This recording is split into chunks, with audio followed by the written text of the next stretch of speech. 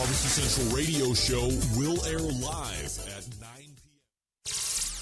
This is Jim Minion from Two Loose Screws. I'm listening to Barbecue Central. So to get that perfect barbecue, you use wood. Are you sure it's safe? Whatever. We put the lighter fluid on, strike the match, and oh! Should we call the fire department? That might be a good idea.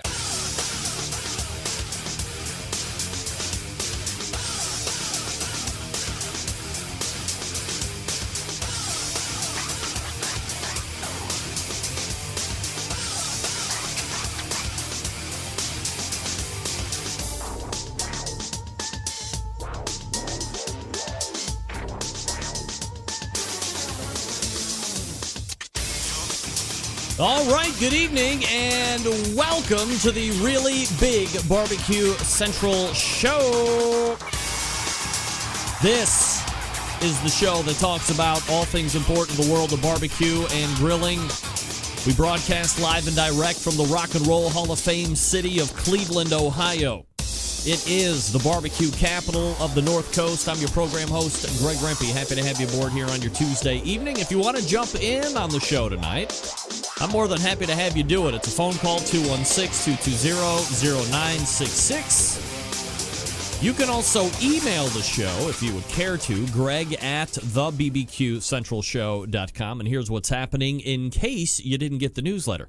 Coming up in about 13 minutes from now, of course, we all know it is the second Tuesday of the month. Now, my ears are driving me up the wall, but, I mean, they're there. I just got to trust those ears. I start again. It is the second Tuesday of the month, so you know that my second Tuesday of the month regular scheduled guest is going to stop by for not one, but two segments, as he usually does. The creator of AmazingRibs.com, Meathead Goldwyn, will be joining us. And here's the topics that we're going to be, or topic that we're going to be going over with Meathead tonight. I think a lot of peripheral discussion has taken place between us in regards to water and smoke and meat. But I don't know if we've had a in-depth analysis of those three things over the course of an interview segment or two. Now, because of water, I would imagine that we might be dipping into sous vide as well.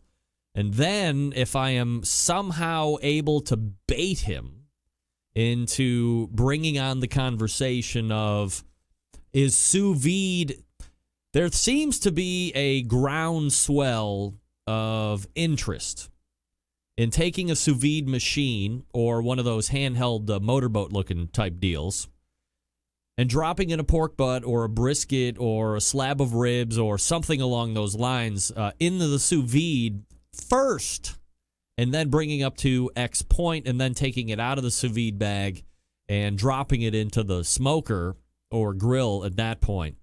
And I think there is a conversation, not necessarily for the grilling thing. I actually find the value of sous vide in the grilling, but barbecue seems to be, for whatever reason, completely absurd in my book. So there's no way I did that.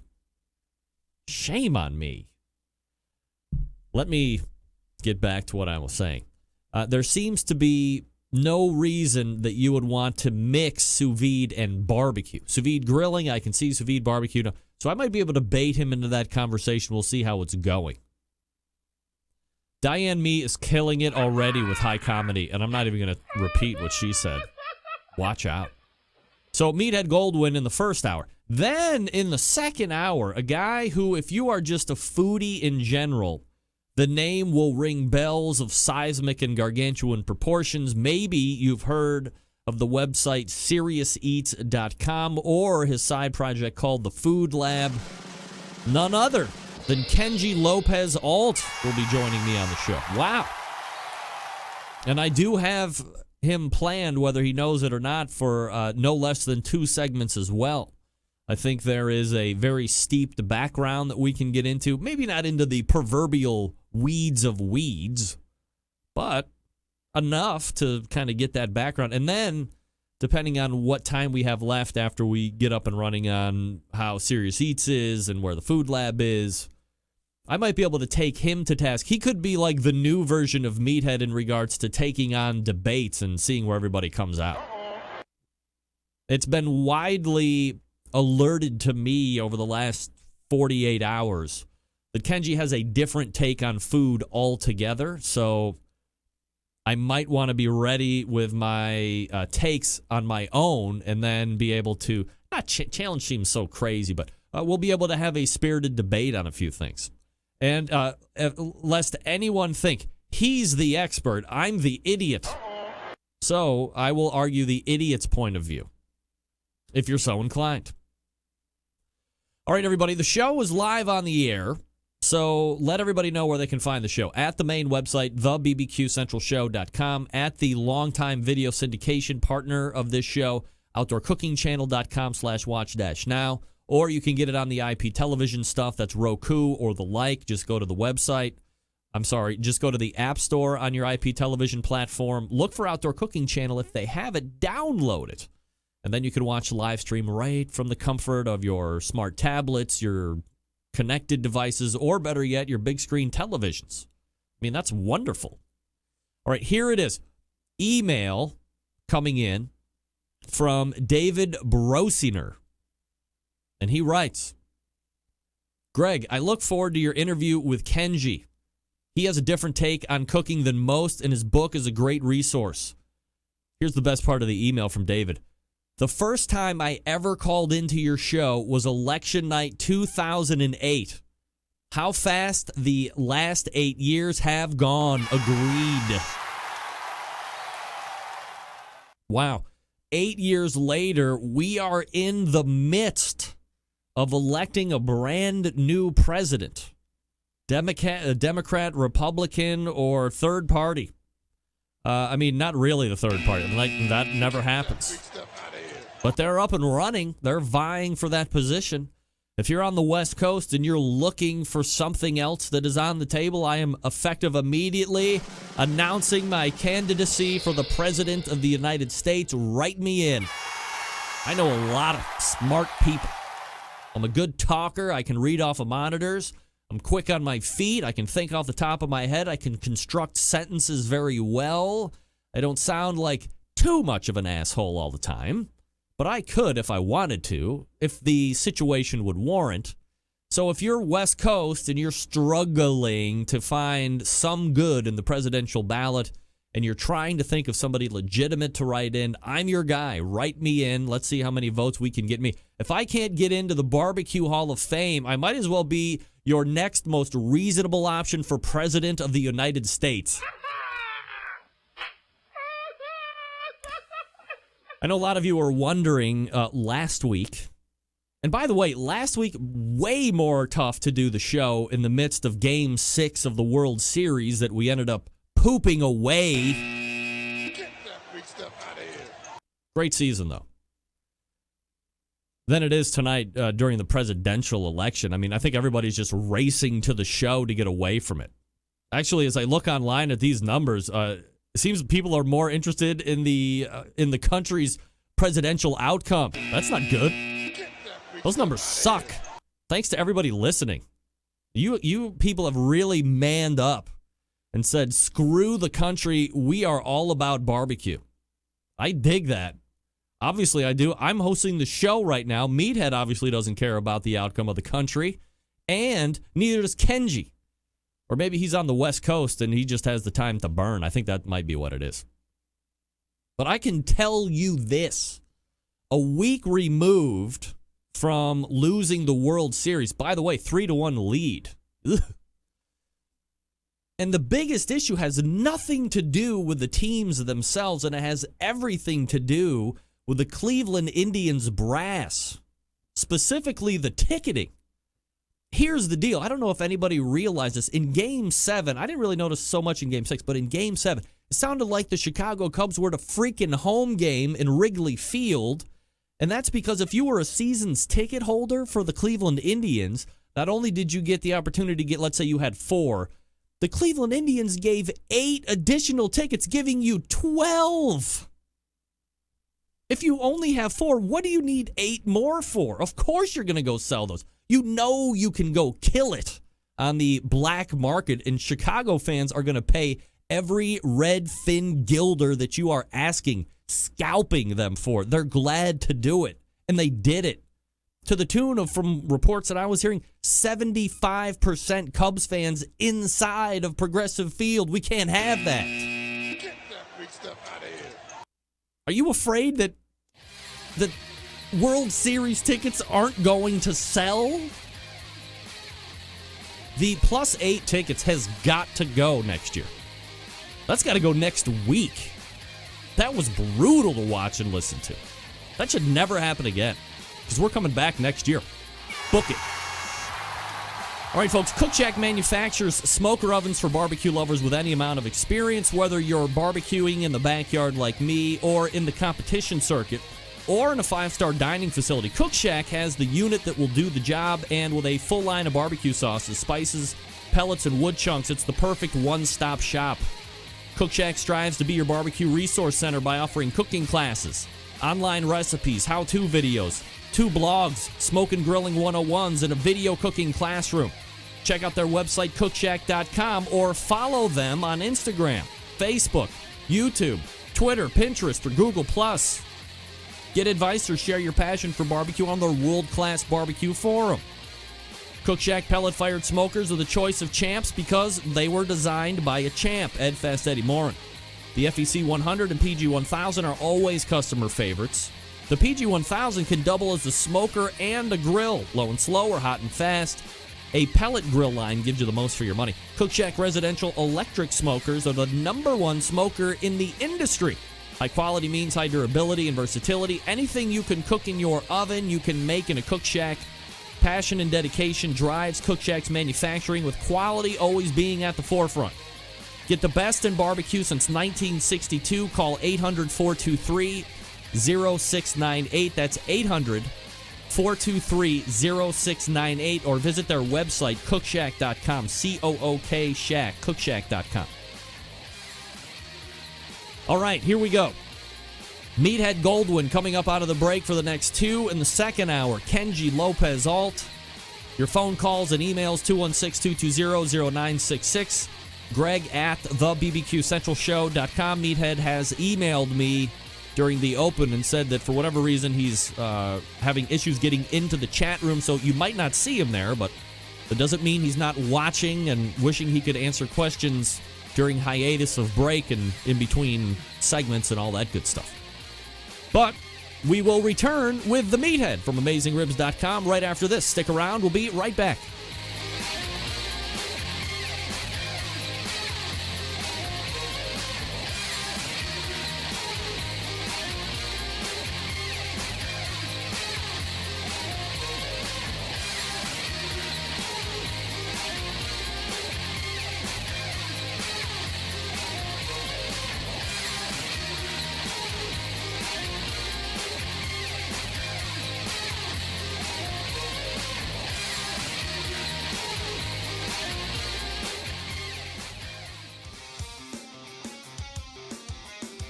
Broadcasting live from the Barbecue Central Radio Network studios in Cleveland, Ohio. You're listening to the Barbecue Central Radio Show. Once again, here's your host, Greg Rempe. All right, welcome back. 216-220-0966. Greg at thebbqcentralshow.com. Your ways to get in touch with me should you see fit. To this portion of the show being brought to you by Green Mountain Grills, manufacturers of some of the best pellet cookers out there on the market today. If you're looking for something big to house a lot of meat, they got one for you. Medium size, they can accommodate that as well. How about something to take on tailgates? We're headlong into tailgate season. You visit greenmountaingrills.com, check out what they have to offer, and they can outfit you with what you will need. Also, they can supply pellets to fire those cookers as well. greenmountaingrills.com. Check it out. I love my Green Mountain Grill. You can love yours too. All right, second Tuesday of the month means the creator of the most heavily trafficked barbecue and grilling website ever on the face of the earth, and my buddy, Meathead Goldwyn, joining us here on the show. Meathead, how are you, buddy?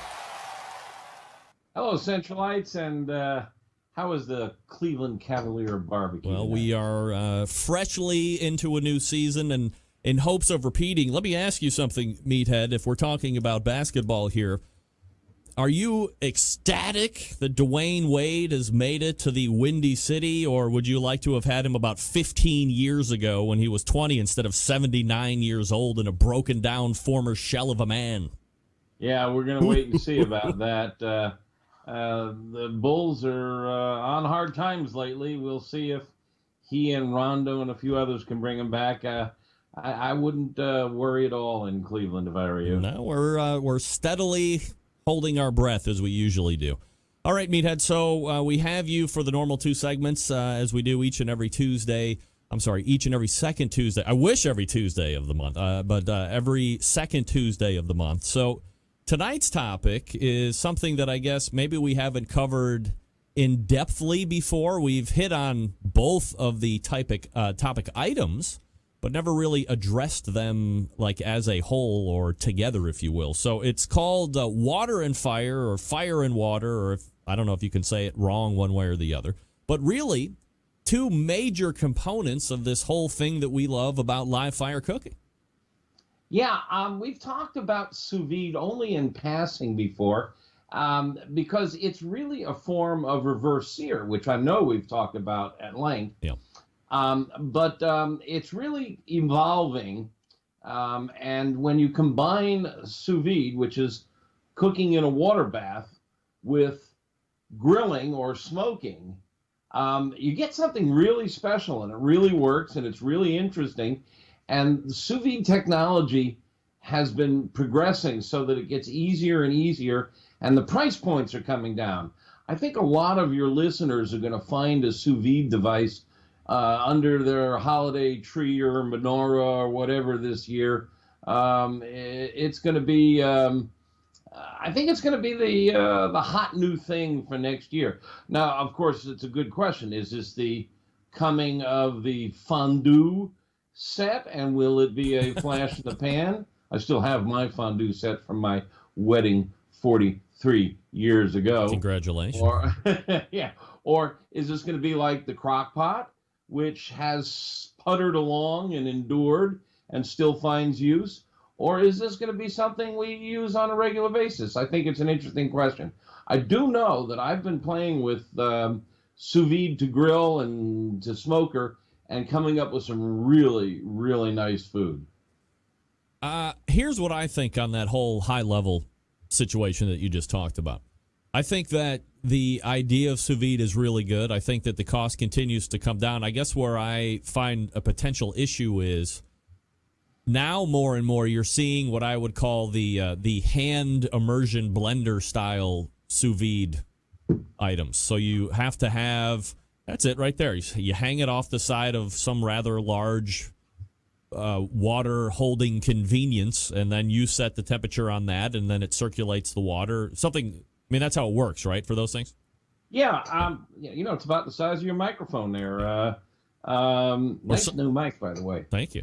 Sounds good, too. You sound really like a, well, you always sound like a pro, but you sound very polished there. Thank you. Okay, for those who are not initiated, and I talk about it occasionally now that I've been on the book promotion tour, and I'm surprised to hear how many people don't know what it is or have never heard of it. So let's do the quick thumbnail.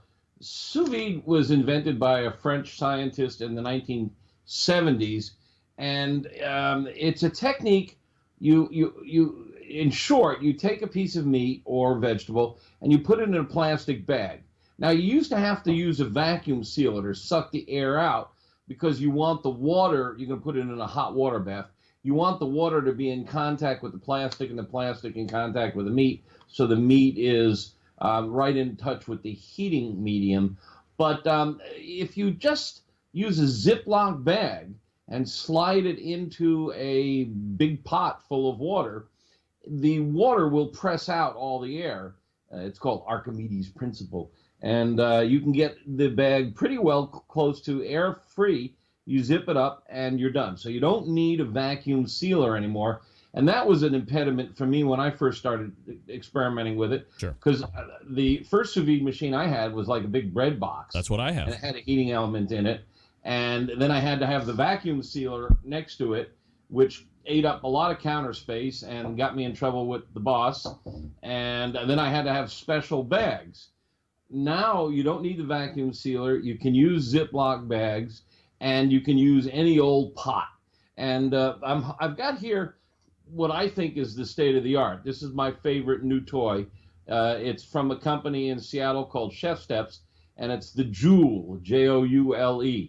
And what it does is it sucks water in down here at the base.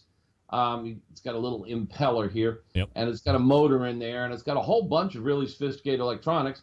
And then there's this clip that clamps onto the side of the pot, and this clip actually comes off, and you can put on a bigger clip that will let it clip onto a beer cooler, which is nice because it has the power. This one has the power to heat a lot of water. And so you put it in a pot with water, and you set the temperature with an app on your smartphone, which is very cool. So it has to be, you got to connect it through Bluetooth or Wi-Fi or something? It does. This one is one of the things I just hate Bluetooth. This thing does both Bluetooth and Wi-Fi. Yeah.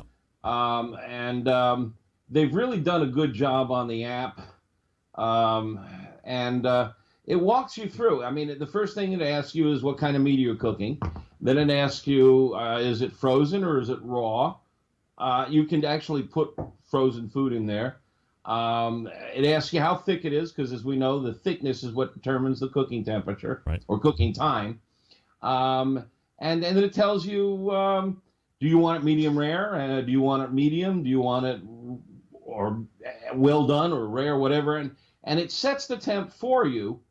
Or you can even pick a picture. You can look at a picture of a bunch of steaks, and you can pick the color you want. So it's a cleverly designed app, and it's working for me so far. I've had this for about 2 months, maybe 3 actually. I got a pre-release model, and everything seems to be working pretty well with this unit. It's under $200. It's about $199, or I forget, but it's affordable now. They used to be $300-400. What it does is it heats the water. And so the meat, which is in a bag, heats up to the same temperature as the water. So if you set a steak in there and you set it for 130, which is perfect medium rare, yeah, it's never going to go higher than 130. It can't overcook. And that's one of its beauties. And you can leave it there for hours. I mean, like 4, 6, 8. You can put it in the morning and come back at the end of work. It's cooked to 130, and it holds at 130. Now, there's an optimum time after which it starts to lose some more juice. All right. But that's all in the app, so it tells you the optimum time. But you can do stuff like, I've done those pain in the butt 3-pound brisket flats, because my house is just 2 of us. I don't always want to cook a 14-pound brisket, and they've got these little hunks of brisket at the store, which are made for pot roasting. I've done a 2 to 4 pound flat of brisket sous vide, and then I take it out, throw it in the smoker for an hour, and it gets plenty of smoke when it's in the smoker for an hour. You even get a smoke ring, and it's wonderful. And it's absolutely the best way to deal with small hunks of brisket, even a half slab of ribs. It doesn't have quite the depth of flavor of a brisket that you've smoked for 18 hours, but it's pretty good, and it's really tender and juicy. So there is a time at which continuing to leave it in will affect the end product of the meat. Yeah, there's an optimum temperature and an optimum time, and the app does that for you. Used to be you had to go to a table. You had to look it up, and you had to figure out, and there was a math test involved, But it's pretty straightforward now. These guys at Chef Steps have done a lot of work with it. Some of the things that I've had real success with, my absolute favorite is flank steak. I love flank steak, always have loved flank steak. Everybody knows it's got great beefy flavor, but it's a tough cut of meat, and you have to cut it on a bias. I've done flank steak in this for 5-6 hours, and it comes out almost as tender as a ribeye. Still has that beefy flavor. Then I put it over on the grill. In fact, what I've done is I've put it on top of a chimney. People who hang around my website know I'm into this, what I call the afterburner method. You just get a charcoal chimney and put a grill grate on top. And, with 2 minutes on each side, you get a tremendous sear. And it's a delicious, delicious steak that way. The problem with sous vide is when you take the meat out of the bag, it's just butt ugly. Yeah. It has no sear on it. So you don't get that Maillard flavor. And you just don't want to eat it. It just is unappetizing. So you want to sear it. And what most people do is they throw it in a cast iron pan. But if you move it out to the grill or you expose it to smoke, in fact, you can actually smoke it before you put it in the bag. And that's a nice effect. It's a little different flavor than if you smoke it afterwards. There's a lot of things you can play with there. I know people who have been playing with my pastrami recipe who say it absolutely. After you're done smoking it, you can put it in the fridge and then you reheat it in the sous vide machine, and it's just killer. So it's very good at breaking down collagen. So I don't know if we can broad stroke it across a brisket, a slab of ribs, or a steak, but once you have it in its raw state and you're getting ready to put it in whatever bag you're going to be throwing it in, depending on what model you have. And I have one of those bread-looking machines. I think it's called like Simple Sous Vide or Sous Vide Genie or whatever the hell it was. They were really big. Supreme Sous Vide, maybe? Supreme Sous Vide, yeah, that's it. Yeah, I have those. Now, for point of reference, I think that one retails for like $400 to $500. So for your sub 2, for the one you hang off the side of any size bin container up to X, a lot less or a lot more price inducive if people are looking to buy one. But different strokes and different availability at that time than we had at the current time. So yeah, that was bleeding edge when you bought it, and mine. I have one of those too. Sous Vide Supreme or Supreme Sous Vide. It's bread box. Yeah. So it worked. And it does take up a lot of space. There's no doubt about it. So the question, I guess, is once you have the protein ready to put in the bag, prior to that, prep work stuff, obviously you want to do any type of trimming that you're going to be doing, but what about seasoning? Do you cook it up to X temperature first because you are going to be achieving that rather lackluster aesthetic appearance once it gets to that set temperature, and then you go ahead and put your rub on before you take it either to the grill or the smoker, or do you want to season before it goes into the water bath? What's the deal on that? You certainly want to salt it before it goes in. We know that salt penetrates, that the other seasonings don't penetrate very far, but salt can. And we also know that salt penetrates faster at warmer temperatures. So you definitely want to salt it before it goes in the bag. But you don't have to salt it 3-4 hours ahead like you might do a steak that you're going to grill. You can just salt it before you bag it because it's going to spend 3-4 hours in the bag. Right. And because it's going to be warm, that salt will go all the way deep in. There's a lot of things you can play with. Now, I've got some videos on the website that people can go to where I show some techniques, and then I link over to these guys at Chef Steps who've gone way beyond what I've done. But a lot of what they're doing is sous vide to pan. I went out there last month and spent a few days working with them and shooting videos, and we did 3 good videos. One is an introduction to sous vide. One is how to do small cuts sous vide, like a 2-pound brisket or a 4-pound brisket. And the other is turkey, and we did some turkey breasts. You can cook turkey breasts at 145. Now, let's talk about safety in a minute, but back to your question about seasoning. You can season it with herbs and spices in the bag, or before they go in the bag, or after they come out of the bag. And you can even poach in oil. Say a piece of salmon, you can fill the bag with olive oil, and so it kind of poaches in the oil. There's a lot of interesting things you can do to experiment with it. Nobody's done more than these guys at Chef Steps who invented this jewel thing here. And their videos are really high quality and they're really smart. But the idea of marrying fire and water, going from the sous vide bag, and by the way, I mean, you're not boiling ribs. you know what we say on our side: if you boil ribs, the terrorists win. Yeah, you're not boiling. You're keeping it down at, I mean, a steak at 130. You want to cook. The biggest difference, of course, is you have a barrier between. If you were boiling ribs, the meat would go into boiling water. This water, A, isn't boiling, and it's also in a covering that isn't allowing the meat to touch the water. Right, and water is a solvent. Water takes flavor out. If you put meat into water, it pulls flavor, it pulls myoglobin, it pulls protein, it pulls all kinds of flavor out, and the water turns murky, and that's flavor that you've lost. Now, there is some moisture loss in the system. People freak. There's, liquid comes out. It's drip loss in the bag, but it's not a hell of a lot. And it's somehow the meat stays really juicy. And remember, there are basically 3 sources of moisture in meat. And people always think about juice being water. Like when you cut into a steak, it's water that comes out. It's pink water from the myoglobin protein, but it's water. But there's also rendered fat, and there's also melted collagen, which turns to gelatin.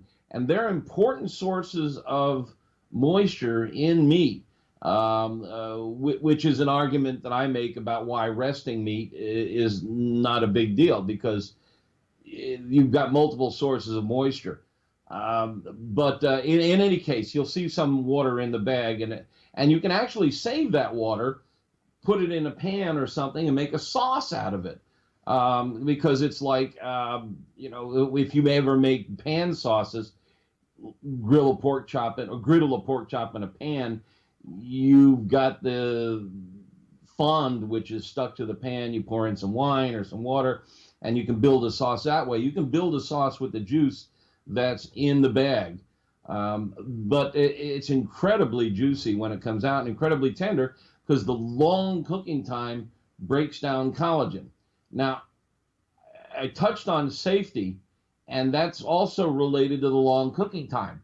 What a lot of people don't realize is that when USDA says cook turkey to 160 or 165, that's because they have calculated that you get a 7D kill rate, which is a technical term for how many bacteria would be left alive, and it's very, very minor, practically sterilized. They call it pasteurized, which is not the same as sterilized, but it's killed almost every bacteria in sight.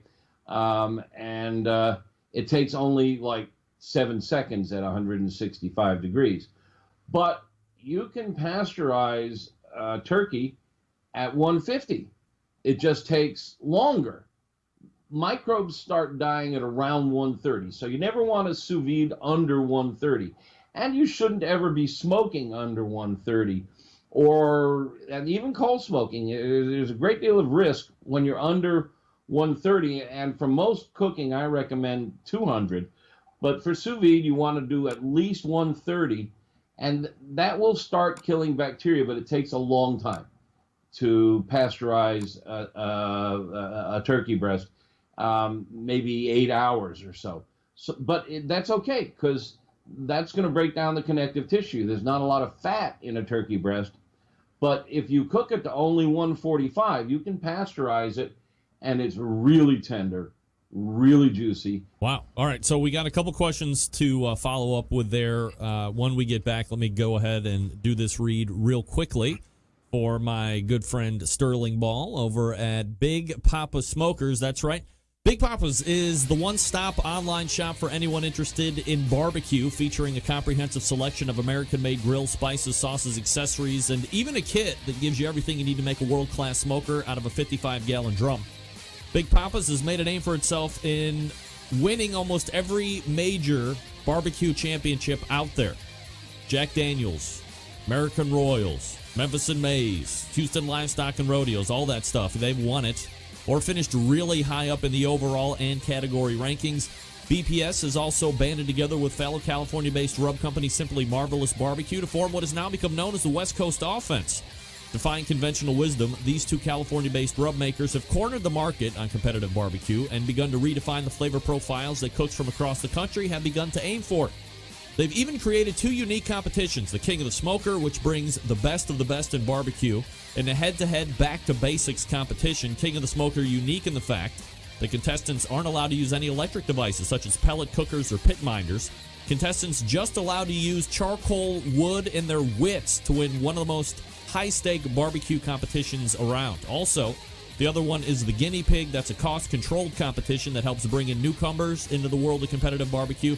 It also features prize distribution all the way down to 10th place in each category, helping provide incentive to get new competitors into the world of barbecue. And keeping the vets, by the way. It's not just a I'm new to barbecue style competition. Keep in mind, Big Pop has been able to do all this with only 5 years of being in business, turning the competition barbecue world on its head, creating their own unique competitions, and becoming a staple of a nationwide restaurant chain, that being BJ's Restaurant Brewhouse. Also benefiting children's charities across the U.S. Keep in mind, you want to visit BigPapaSmokers.com for any info, any products, all that good stuff, or just to keep up with what's happening over at Big Papa Smokers. That's BigPapaSmokers.com. BigPapaSmokers.com. We're back with Meathead Goldwyn right after this. Stick around. We'll be right back.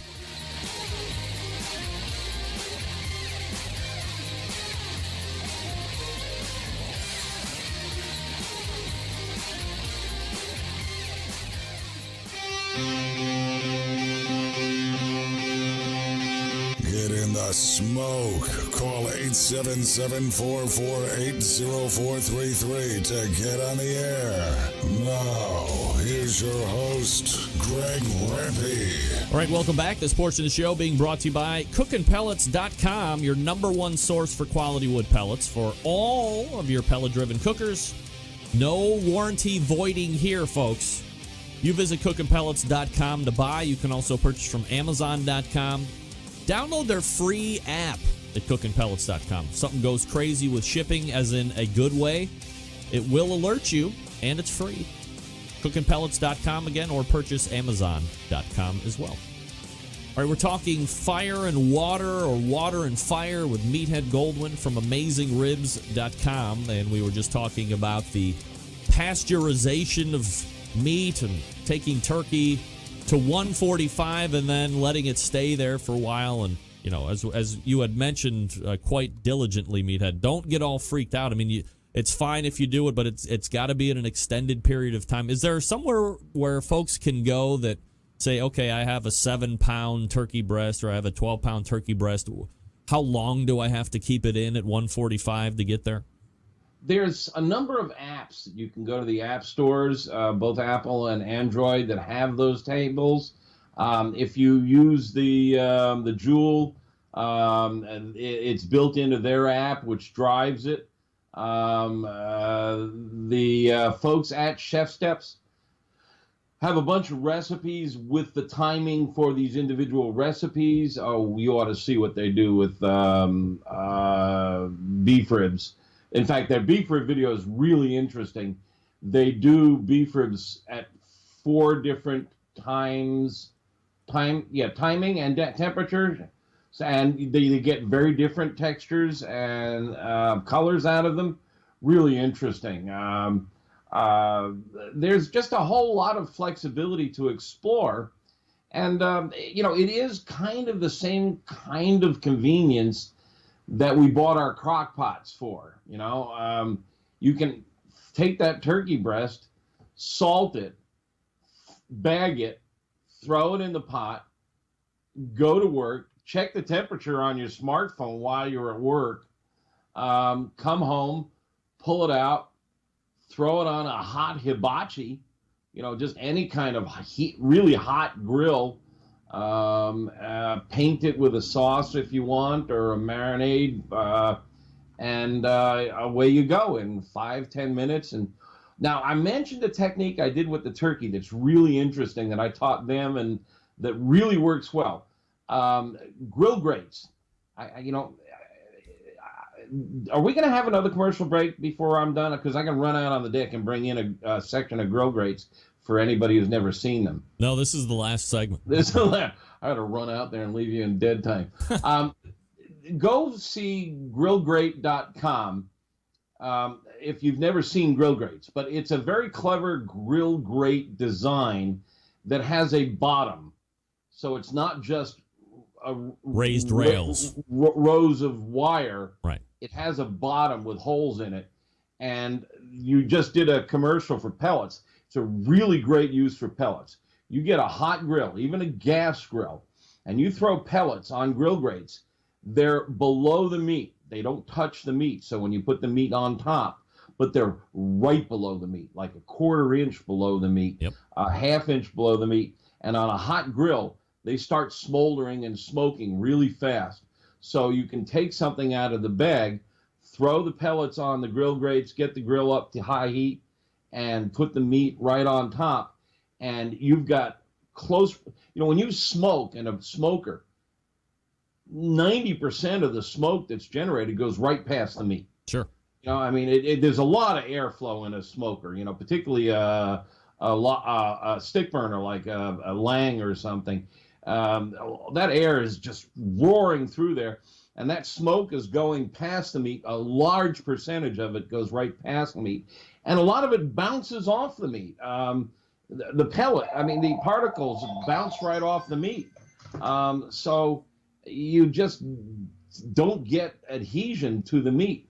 But if you use the grill grates and you put these pellets in between the rails, the smoke will actually make contact with the meat, and you can get a really good color. I've done it with fish, because you're not going to cook fish long. If you sous vide fish at 130, maybe even poach it in oil, it's going to be done fairly quickly.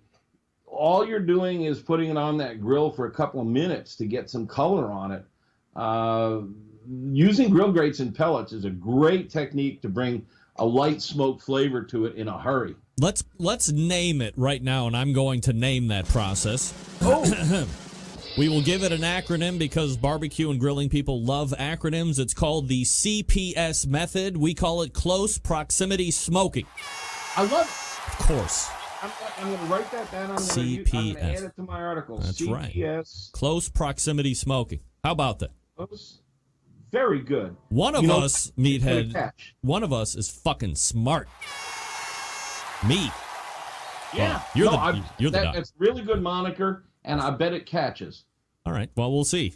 You're going to know. You're the one with the 17,000 member Pit Club forum over there at AmazingRibs.com. So if it's going to catch on anywhere, that's the place it's going to be. Yeah. All right. So I don't think we ever answered my initial question from back last segment. So are you going to be able to notice a difference if you rub your meat after the bag situation versus if you didn't do any? Is there a difference on the palate if you would normally rub it and go and you skip the sous vide altogether and go right to the smoker versus rubbing it after the bath and then going to the smoker? Is there a discernible difference? Yes. And in fact, in the video where we're talking about small cuts of meat, you can see we did a whole brisket the normal way in a Lang, and then we did little chunks of brisket in the sous vide and then onto the Lang. And you can even see a color difference. There's a ruddier, pinker, reddish color because it just hasn't been on the smoker long enough to accumulate all those layers of smoke, which turned the rub black. So there is and as you know, heat will alter the flavor of your spices. Yep. And a lot of rubs have sugar in them, and sugar caramelizes at different temperatures, depending on the kind of sugar and how long it's there. So you do get a slightly different flavor profile than you would if you did it the old-fashioned way. But it's a good profile, and it's interesting, and it's what you really get out of the system is the advantage of sous vide. Let's see if I can sum them up. All right. You get really great texture in the meat. It's really tender. It's really juicy. You can really, this is really set it and forget it.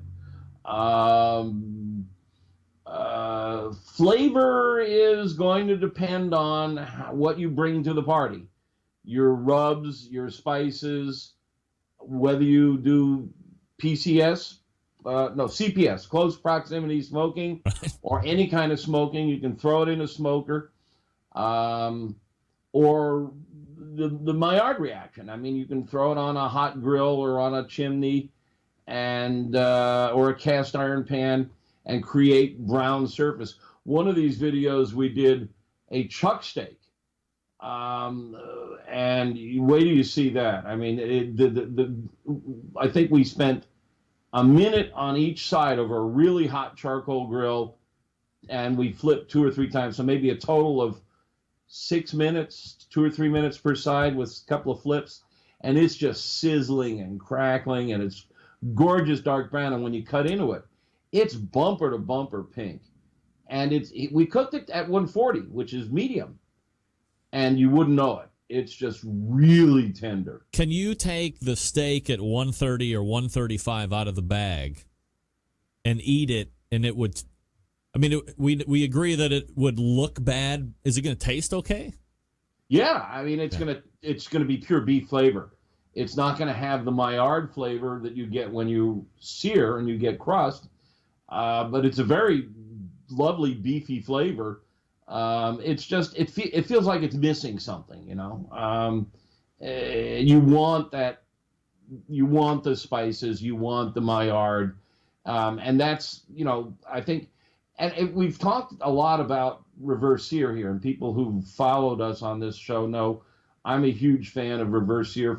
I even do baked potatoes on the grill reverse sear. It makes huge sense. And John Dawson, who's a regular listener, coined the term redneck sous vide. Yes. Reverse sear is redneck sous vide. It's the same basic idea. You gently, at a low temperature, we're talking usually 225 though, warm the meat so that the inside is consistent in color, and then you finish it with a hot sear, and you get a more consistent interior. But you're still cooking at 225, so you can overshoot. If your target is 130, you can, you know, if you fall asleep or go to the toilet, you can end up with overcooked steak. You're not going to overcook the steak in a sous vide bag. All right, so those are just some of the benefits of water and fire. So do we need to have the bombastic and snobberific conversation that is this? Can you say, Meathead, that if you are, and I'm not going to, I believe that, you know, if you put a steak in the sous vide and you grill it, you know, it's grilling. If we're going to talk, can we say you're barbecuing if you start a brisket or ribs or pork butt? And I'm in the Pit Club, and these guys are talking about doing sous videing a pork butt, a 10-pound pork butt for hours at like 20 hours, whatever. You know, I mean, come on. 48 hours. And then it goes from there to the smoker to finish. Is that barbecue? I think, and I agree, I used to be as snobby as it comes, and grilling and barbecue were two different things, and I could tell you why, and we had this round and round. But I truly believe that maybe this is where we have to draw a discerning line. Well, all right. Let's start with everyone who's listening to this show loves to barbecue. Sure. And probably loves grilling. Yes. But underneath that, we all love food. Right. And we don't always eat just barbecue. We dine out, we cook, we make stews, we make pizzas, we do all kinds of cooking. I love food. I love well-cooked food. I love to eat more than I love barbecue. Now, don't throw that back in my face. I just happen to love barbecue as my favorite way of cooking, my favorite method of cooking. Right. This is just another method of cooking that produces lovely food, and as it happens, sous vide alone is only half a cook. It needs finishing. It cannot, I would not, you'll see the picture of this chuck steak that we cooked. We threw a bunch of herbs in the bag, and when we took it out, that son of a gun was green. It looked like Linda Blair barfed it up. It was butt ugly. Then we threw it on the hot charcoal, and it was spectacular. It needs the finishing. All right, so Meathead, you're getting off course, and I'm asking a specific question.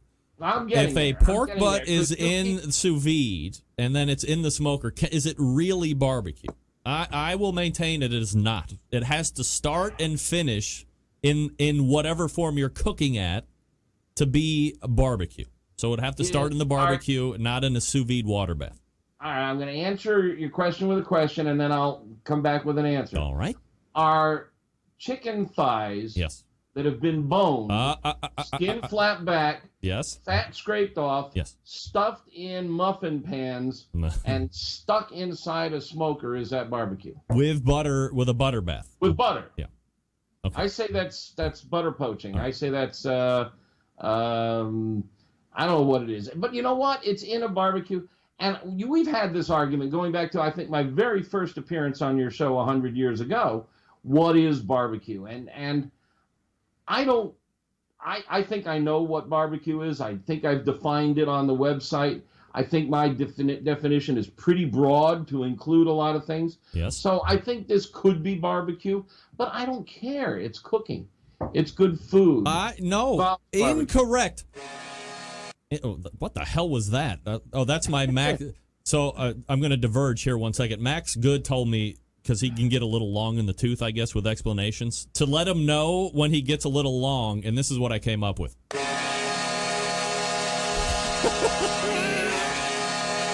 Which is, I think, the Chicago Blackhawks goal sound, which I tried to keep it local and live and late breaking. It sounds like the Queen Mary coming into my office. Yeah, here you go. So I don't care. I don't care. Yes, but you have to care, Meathead. You have a barbecue and grilling website, so you have to care. Well, I'll tell you this. It's not meatheadsgreatfoods.com. Then you wouldn't have to care. If you take it out of a sous vide bag and throw it over hot charcoal, that's grilling. That's the mechanical appliance that you're using. It's grilling. I'm throwing it over hot charcoal. I'm giving it flavor from a hot charcoal grill. That's grilling. It's half grilling. Half grill. You don't want to pick a side, Meathead, but you have to. I'm demanding it. You know those ribs coming out of a sous vide bag is not true barbecue. You know it. It's not pure barbecue, but it's a form of it's two methods of cooking. It's two methods of cooking. All right. Hey, you're right. I agree. You just agreed that it's not barbecue. You just did it. Thank you. You just said two different methods of cooking, and you know what? I agree with that. Yes, it is. It absolutely is. I'm not arguing that, and that's why it was your question as to whether it's barbecue. I don't care. It's cooking. It's food. But when we talk about reverse sear, it's roasting then grilling. It's two different methods. When you're cooking indirect, you're roasting. When you're cooking direct, you're grilling. But it's both live fire. If you're doing redneck sous vide, it's on a grill for both sides. You're just at different temperatures. What about a gas assist Southern Pride? That's all the heat's coming from gas, and the meat's being cooked from gas. Yes, but flavor is coming from logs because there's fire on wood. So yes, that is barbecue. There's wood burning there. There is. My definition of barbecue is that if smoke is involved, and I've gone down this in a very lengthy logical train on AmazingRibs.com. Yes. If smoke is involved, it's barbecue. All right. Well, then live fire. It's then I'm grilling. right. Then I'm right. Well, then this is barbecue. All right. No, that's not. God damn it. See what you did? You agreed with me, and then you tried to make me look like a fool, and you thought you'd slide it right past me. That's all right. Meathead, this was absolutely stimulating. I think this might be one of our best segments that we've had to date because people love it if we start to argue and banter back and forth, which I think we did here at the end at least. Yeah. Do we have 30 seconds more for me to squeeze in one last point? Maybe. People ask about the risk of using the plastic bags. Are we endangering, are we giving plasticizers to the food? And the answer, as near as we can tell, is no, that these, they recommend you use freezer-safe bags, that there are no plasticizers in them. There may be some other compounds, but they're not volatile at that temperature. So as near as we can tell, that's not an issue. Meathead, always appreciate the time, my friend. Thanks so much. What fun. Meathead. There he goes. All right. That is Meathead Goldwyn from AmazingRibs.com. And let me do this here real quick, and then we'll come to wrap up the show here. Whoa. Hello, everybody. This is Gary Faye. I've obviously run over time there. All right. Gang, if you're like me, you're always thinking of ways to step up the barbecue and grilling game. Butcher's Barbecue, the place to do that, okay? The prime injection, the bird boosters, the pork injections, the brisket, come on, it's all really good. ButcherBBQ.com, the place to go for that. If you're looking for go-to rubs or sauces, you've hit the mother lode here as well. Butcher's Barbecue, a full line of award-winning rubs. One of my personal favorites is the steak and brisket rub. Of course, the honey rub is a favorite of mine as well. And then you have all the new rubs, the pecan, the chipotle, the private master's blend, and the cherry rub. Last but not least, the sweet barbecue sauce. Look, when it comes to sweet barbecue sauce, I'm as picky as it gets. Well, barbecue sauce in general, I guess. I love mine the most, but after that, store-bought stuff is a little too risky for me. Not Dave's. No liquid smoke here. He took the time to make a quality sauce. I think you're going to love it. Buy a box of 6. You tell me if I'm wrong. Great shipping rates, as always. You go to butcherbbq.com. That's butcherbbq.com. And always trust your butcher. We are back to wrap the first hour right after this. Stick around. We'll be right back.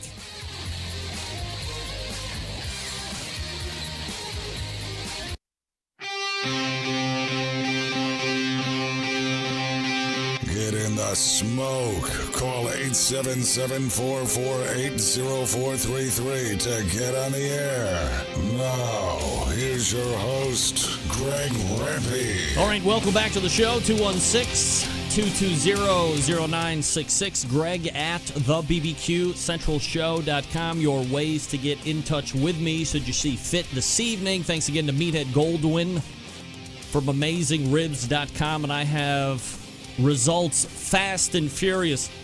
Not from the election, nay, from the verbal tussle that Meathead and I went on over the last Tuesday. Well, I guess for the last 5 minutes of that segment.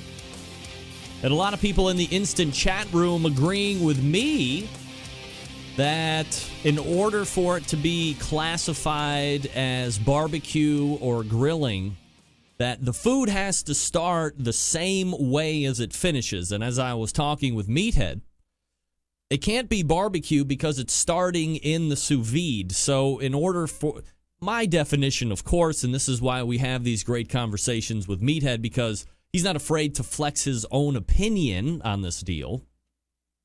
But when it starts in the sous vide bag, then I don't think we can call it barbecue because that's not how it started. It started in the sous vide bag, which I think, case in point, is kind of a problem when you're trying to classify it. Now, of course, we can have the conversation of why are we even trying to classify it, and do we need to classify? And now we're getting into a slippery slope of political stuff and hurting people's feelings. But forget about that. Barbecue is here to be debated from now until the end of time. And if this is the way that I feel about it, then that's just the way I feel about it. You can disagree. You can also be wrong. And if you want to be wrong, I mean, whatever. That's fine. I'm more than happy with that. Give me one sec. Oh, shit. Happy to have you aboard. All right, hold on a second. Where did that even go? Oh, here we go. Now I got to track it back. Where is the last, the segment? I don't know. It's gone. Oh, whatever. We are going to, let's go to the set list, right? And first hour wrap up. Here we go. This is what I wanted. All right. That was Meathead Goldwyn. Go ahead, visit AmazingRibs.com. Consider joining the Pit Club as well, if you haven't already. We're going to be back with the second hour right after this. Stick around. We'll be right back.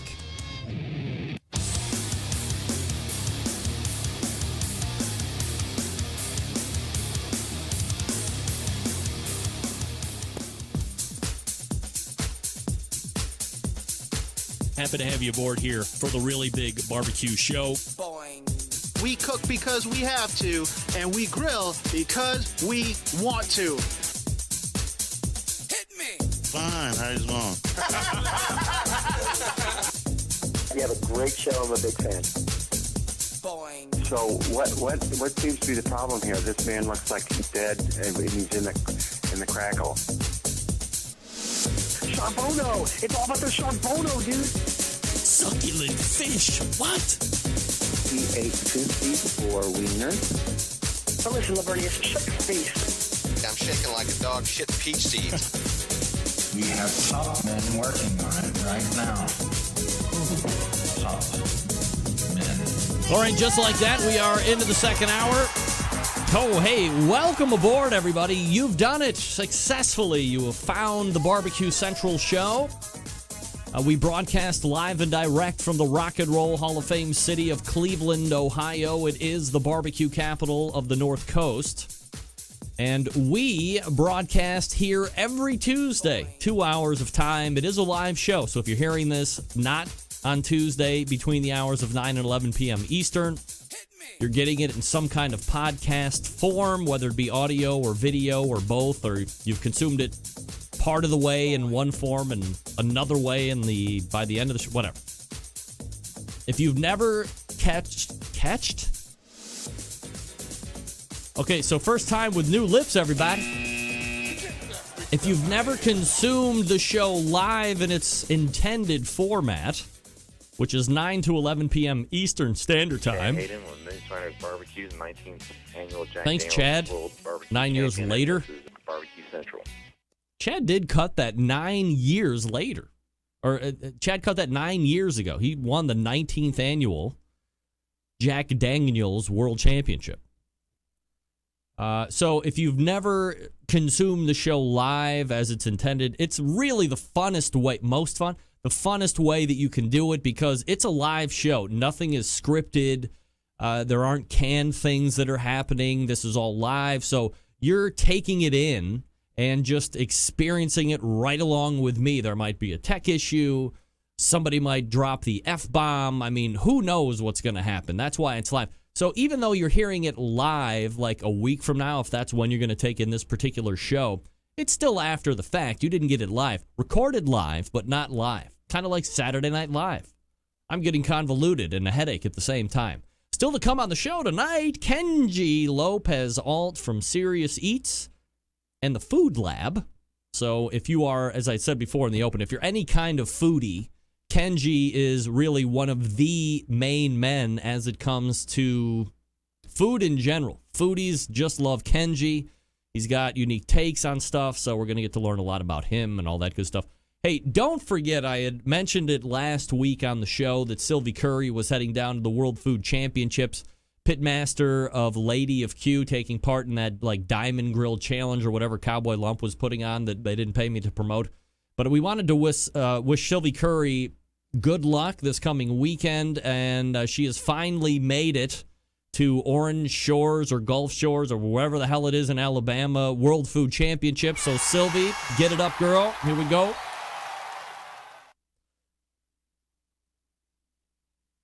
Also, this starts the week-long World Food Championships, Tuesday to Tuesday, or maybe Wednesday. But as you would recall, last year, I literally had the winners of the World Food Championship, who were the Smokin' Hills. Lauryn Hill came on the show maybe an hour after everything was announced, and they were back in their dressing room. They were back in their hotel room and made the call in like hours after they had just won. So that's where we're at right now. They're looking for a repeat, but World Food Championships now underway and goes the balance of the week. So, if you want to take that in, if you want to follow it along, worldfoodchampionships.com. Obviously, Mike McLeod, a friend of this show, the creator of the World Food Championships. So wishing him good luck in yet another new venue in as many years, the third new venue in as many years. Also coming out late yesterday, the most coveted of competitions. Well, I don't want to speak on that high level, but a competition that is widely considered to be the invitational to get the invite for. And now sponsored, by the way, name sponsored by a strong player in both commodity and competition pork, Smithfield. The Smithfield King of the Smoker list and field has been released. This, of course, taking place the first weekend in December, so coming up here in a few short weeks, making the list and or field of 24 invites. Of course, Darren Worth, Iowa Smoky D's, Tuffy Stone and Cool Smoke, Tim Shear Shake and Bake Barbecue, you have Getting Basted, you have Big Bob Gibson's Barbecue, you have Little Pig Town, you have Clark Crew Barbecue, your current KCBS Team of the Year reigning. You have Lucky's Q, you have 1-2 BBQ, you have Three Eyes Barbecue, you have Joe Bob's Barbecue, Porky Butts Barbecue, Smoking Triggers, Jambo Pits, Four Legs Up Barbecue, Warren County Pork Choppers, the American Dream Barbecue Team, Moyer's Barbecue, Redneck Scientific, Gray Street Barbecue, Myron Mixon. I don't know if he's going under Jack's Old South or if he's just going as Myron Mixon. Last week's guest here on the Barbecue Central Show, 913 Barbecue, Sauced Barbecue Team, and Hickory Prime are all locked and loaded to take part in King of the Smoker this coming year. And again, one of the most highly coveted spots and or invites to get. And if you have any doubt about that, all you have to do is go to people's Facebook pages who didn't get the invite and watch the flaming and vitriolful lie. Get that big stuff out of here. Case in point, Checkered Flag 500. That guy really thought he should have been invited. Except here's the problem. It's invitation, which means you could win every freaking contest all year long, plus the Jack, plus the American Royal, plus Sam's Club, and a teeny little barbecue competition in Ohio. And guess what? Doesn't guarantee you're going to get the invite. Get that big stuff out of here. That's why it's called invitational. It's up to him. He picks whoever he wants, right? Just because you cook well doesn't mean you get to go. If you want to show how good you are and feel that you should be somewhere, win a competition and go to the American Royal Invitational while the rest of the winners are going. Otherwise, you have to know going in, if it's an invitational, you might be left out. You ever heard of the Jack Daniels World Championship? That's an invitational. How many of the best teams every year are cast off on the sidelines? If they don't win the 7 automatic, they're relegated to the bung polls, which still sounds really weird to say out loud. Well, I'm going to have to rely on getting my bung poll to go to the Jack. Okay. Just because you think you've had a really good year and you really deserve to go somewhere that's an invitational, that doesn't mean you're going to get it. And I don't think it has. Happy to say, Sterling sponsors the show, been a longtime sponsor of the show. Also, I'm allowed to speak my mind because it's my show, right? So, I personally don't believe that there is some kind of backhand double dealing and kissing of rings and all this other stuff. Look, I understand the checkered 500 flags and Sterling have buried whatever hatchet that pitmaster had with him. But look, it's an invitational, so you cannot go into a season really wanting to go. A lot of teams really want to go to invitationals, and it just doesn't happen. Don't take to Facebook and start pouting and whining and crying. Always take the high road. As my dad always say, always take the high, whenever possible, always take the high road. And calling people out publicly on Facebook, and this is just on a general advice giving because nobody asked. This has to go for teams and producers of products and meats and gadgets and pits and all that stuff. If you have a problem, contact someone personally. Don't air the dirty laundry out in public. No matter how good of an idea you think that is, that so-and-so needs to be called out onto the carpet and be lambasted publicly, whatever percentage of people that you think are going to be like, yeah, right on, there's a way bigger percentage of people that go, ooh, douchey. Get that freak stuff out of here. I mean, it's the truth. Reach out to somebody. Barbecue food for you. Where's my invite? I got invited, not to cook, but once again, work. Get that freak stuff out of here. What can I tell you? Work. I think next year is my time to get out. To get out and see some competitions and to do some potential local recording, all that stuff. Belly Rub Barbecue, first time live listener. He's in. Belly Rub, what's up? Shout out. All right, folks, let me talk to you about the longest running sponsor of the show, the Barbecue Guru, located in Warminster, Pennsylvania. Gang, the Barbecue Guru has been the originator of this technology right from the beginning. Why are you going to buy from any other company? I don't know.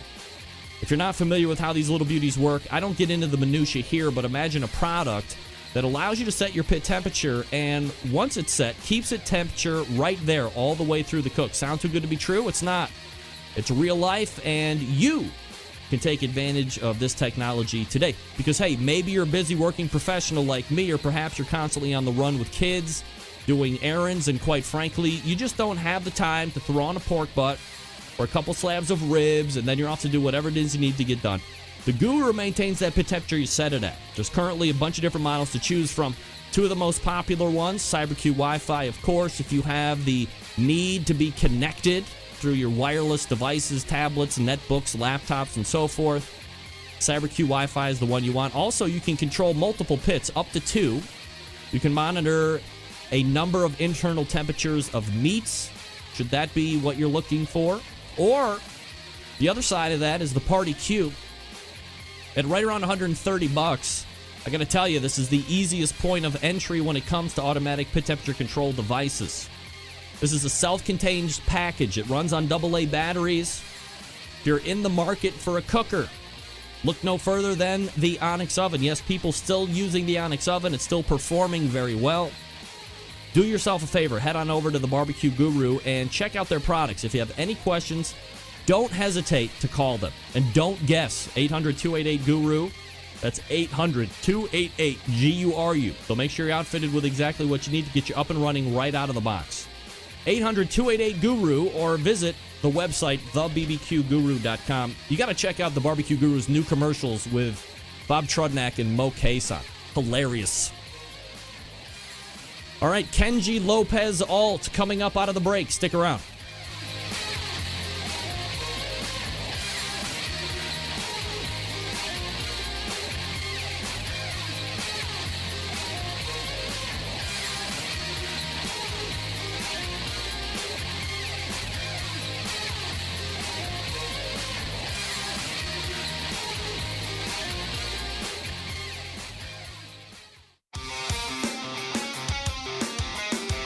Broadcasting live from the Barbecue Central Radio Network studios in Cleveland, Ohio. You're listening to the Barbecue Central Radio Show. Once again, here's your host, Greg Rempe. Welcome back, 216-220-0966. Greg at thebbqcentralshow.com. That's the way to get in touch with me. Should you want to jump in here on the show tonight, I'm more than happy to have you. This segment of the show being brought to you by Unknown Smoker Accessories.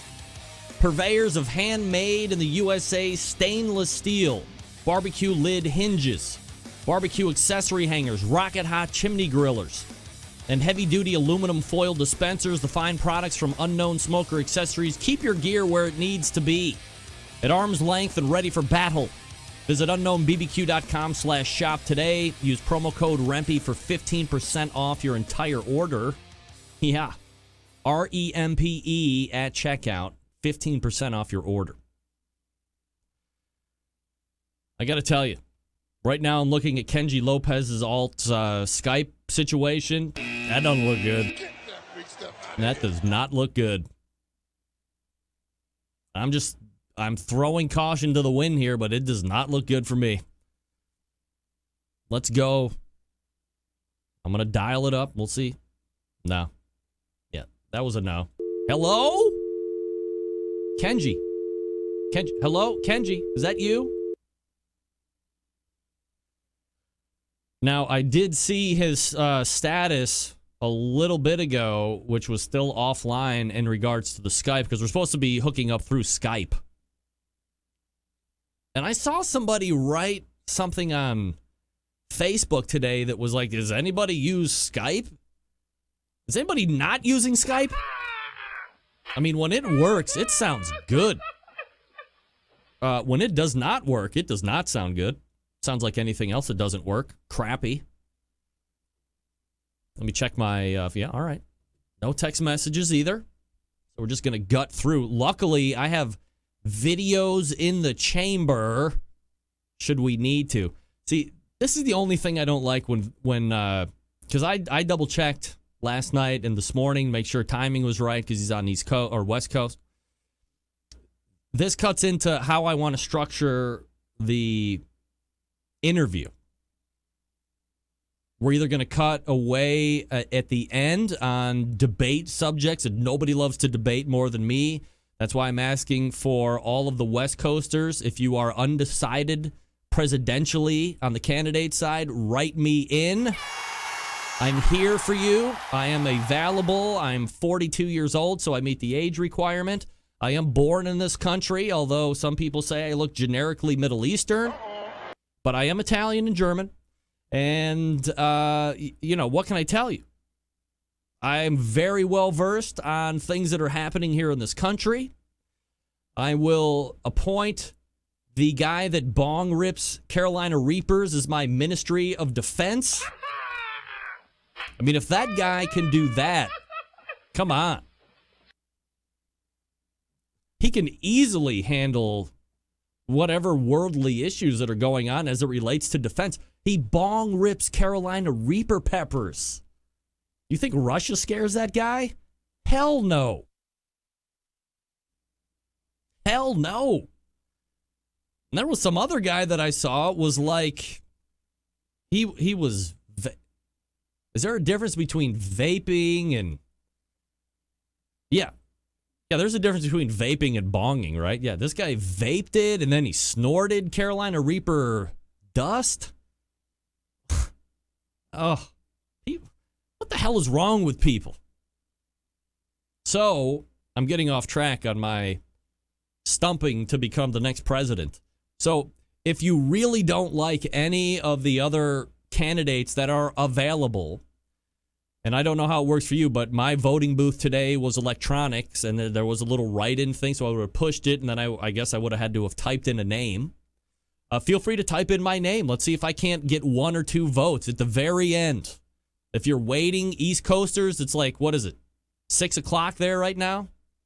7 o'clock there? Polls probably close at 7, right? I could get 1 or 2 votes. As I said in the beginning of the show, I might not get into the Barbecue Hall of Fame, but maybe, just maybe, I can get a couple votes for president. That would really make up for me not getting into the Barbecue Hall of Fame. And that's a whole nother discussion that I can't wait to have with somebody else when they get them on the show. If you missed it, in the top of the second hour, I went over the 24 teams that will be going to King of the Smoker. So that's very exciting. Man, you know what I should do? I should just call Sterling Ball and see how he came up with this. Should I? Let's see here. Sterling's always good for a segment. He doesn't care. Let's see what happens. I'm just going off the cuff. I'm even going to be unprofessional and just call. Let's see what happens. I mean, you never know. Sterling always down for a conversation. Unless he's busy. Sterling. Hello. Hey. Rempy. How are you, Rempy? Hey! Hey, Sterling, we're live on the show tonight. Oh, thanks for the warning. Yeah, well, I mean, I'm just dialing numbers, dialing and smiling, and, I'm doing my robocalls, making sure everybody's getting out to vote, so I just wanted to make sure you got out and voted today. Yes, I did vote. Everything's good. All right, good. Had a good day. As you know, we released the King of the Smoker name, so that's pretty fun. Sterling, in regards to that, and this is impromptu, so just jump off whenever you need to and actually do real work. When you release the King of the Smoker list, and obviously, we've been doing this now for a good base of years, so we know some people are going to be left off and some people are going to be put on.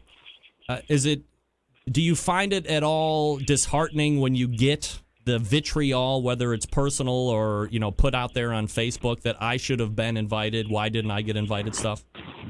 Well, I think the hardest thing is, first of all, we're not very objective in barbecue. And there's a lot of people, it's hard to do a list, but, I don't know. I think the one thing to explain to people, it's not the top 24 teams in KCBS. It's usually the top 10 for sure. Okay, and then after that, I got to make room. I like to have a batting average team. I reserve a spot for the defending champ because I think that's really important. I like to have legends. I like to have people who may have, that have over the last 4 or 5 years been dominant. I like to favor people that have won majors.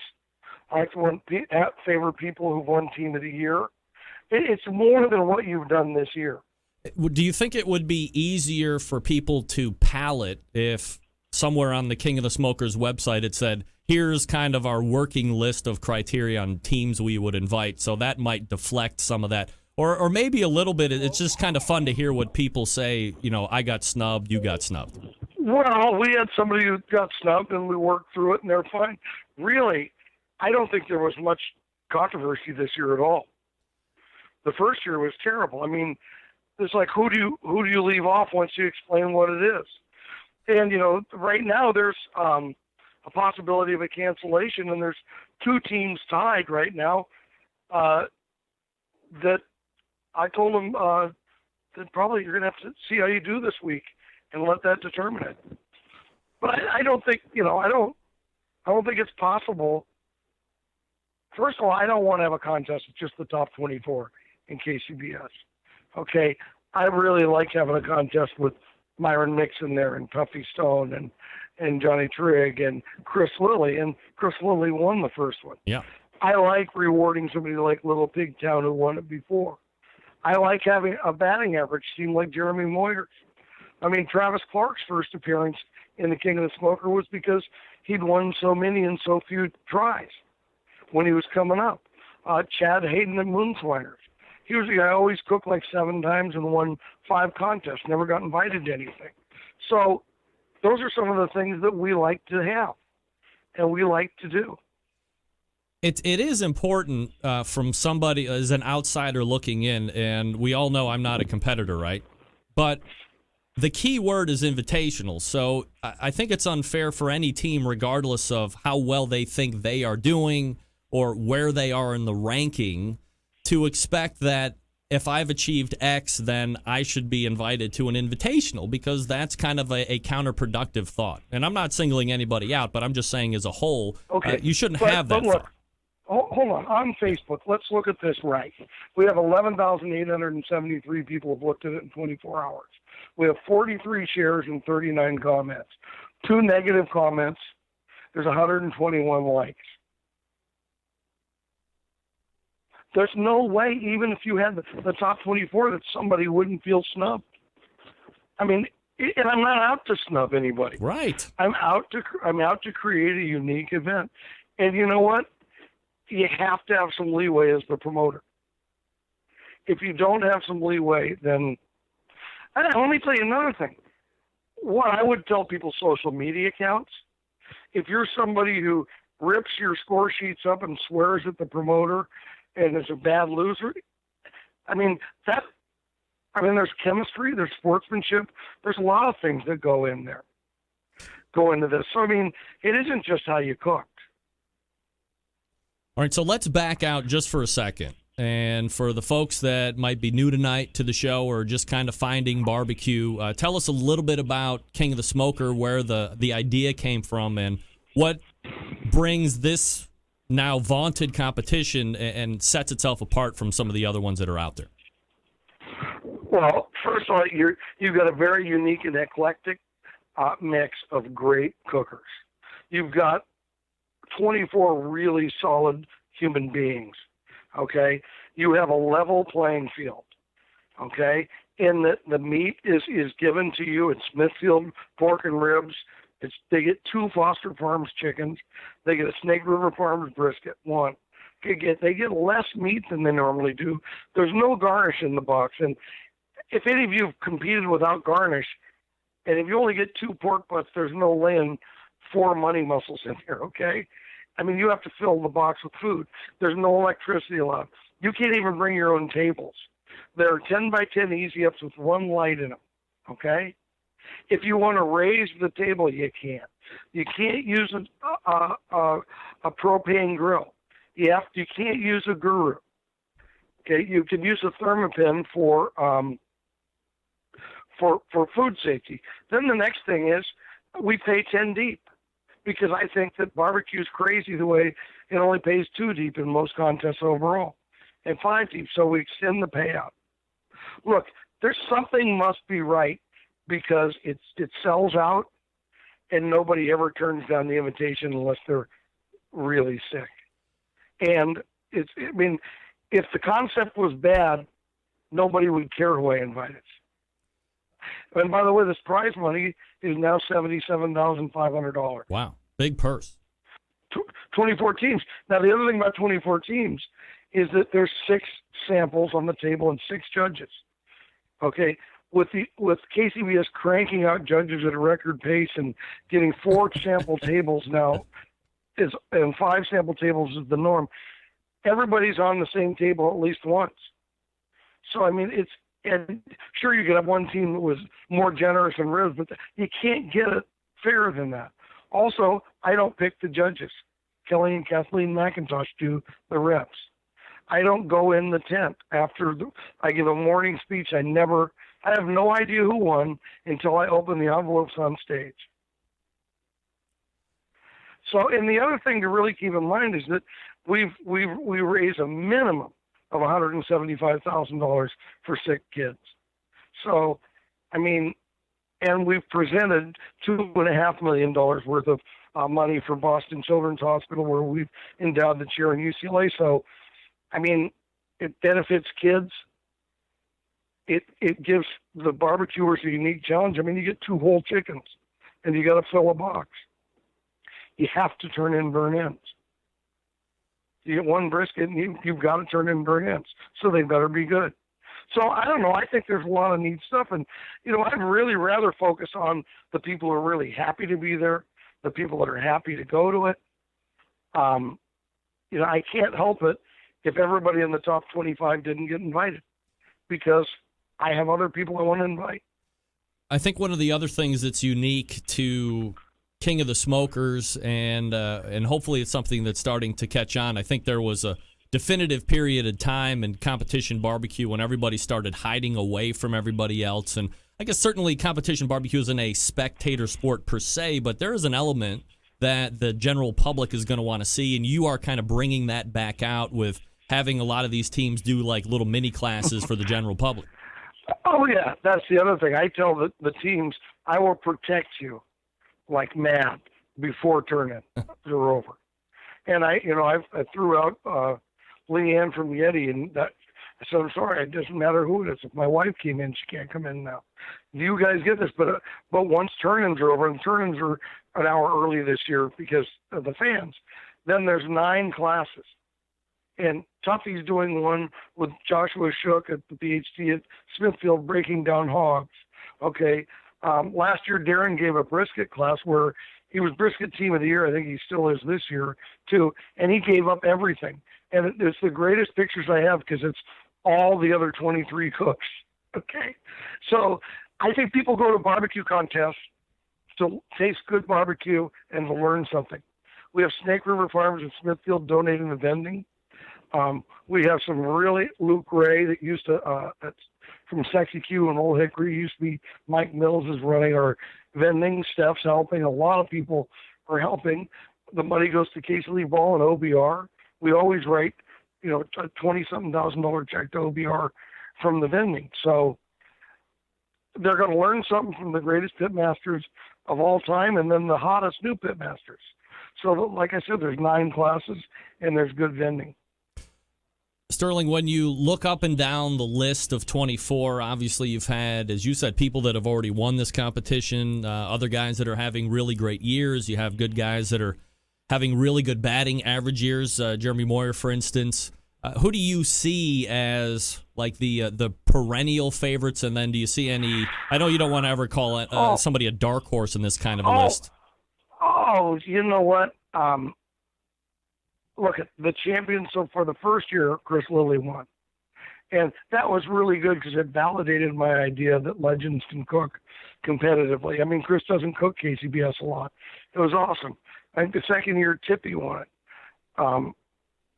Ryan and Darren tied and accepted to take the tie. I mean, Little Pigtown won. See, I'm leaving out a champion. Sorry, you caught me off guard. But, I mean, the list of champions are pretty good teams. Really good teams.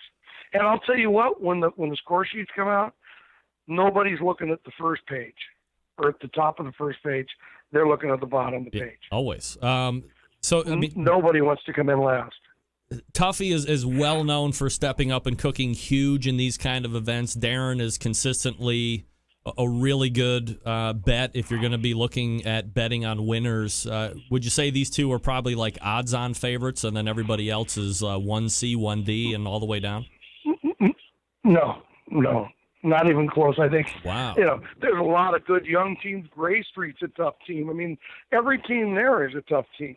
I mean, David Qualls had a great second half. Look at Travis Clark. Look, let me say this about Travis, just because he's probably listening. I think he's a lock for third.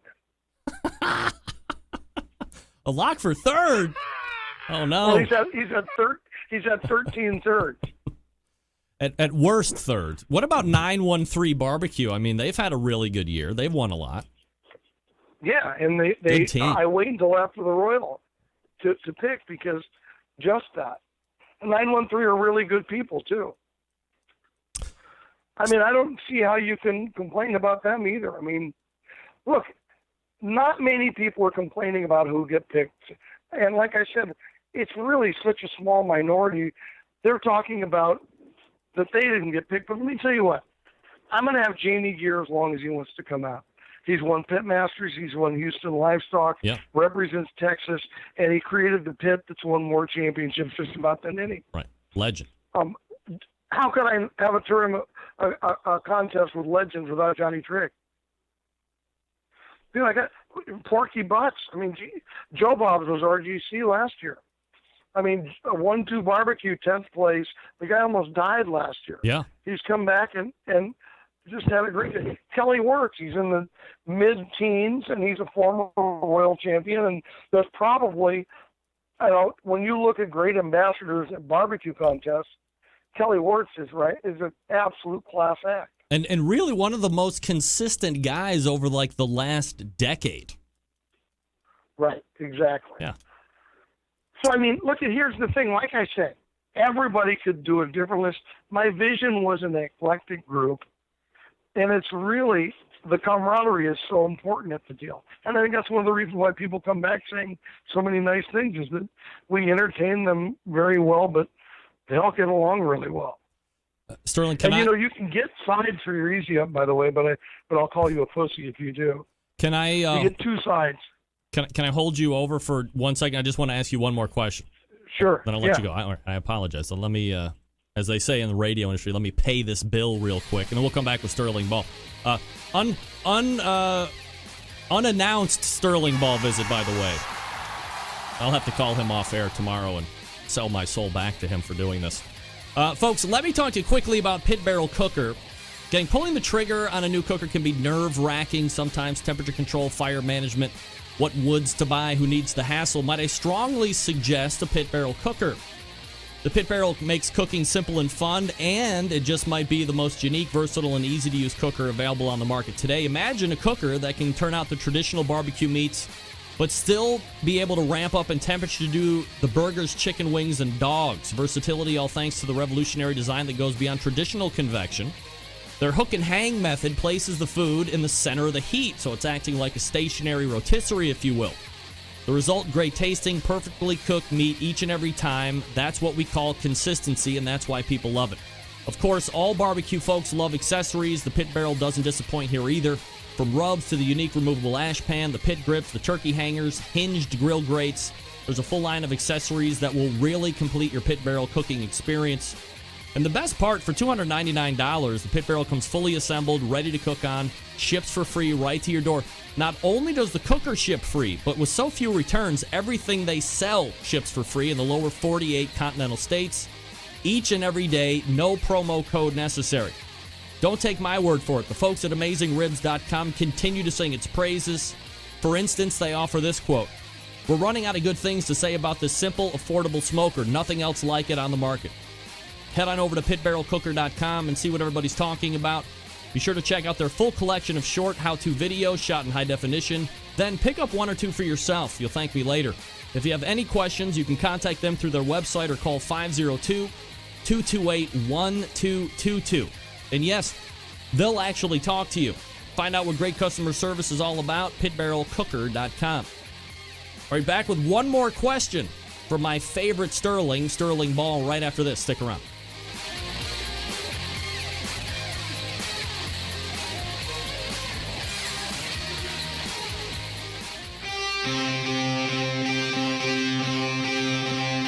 Get in the smoke. Call 877-448-0433 to get on the air.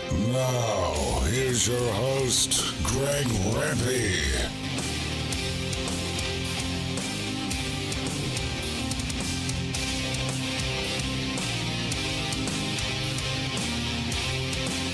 All right, welcome back.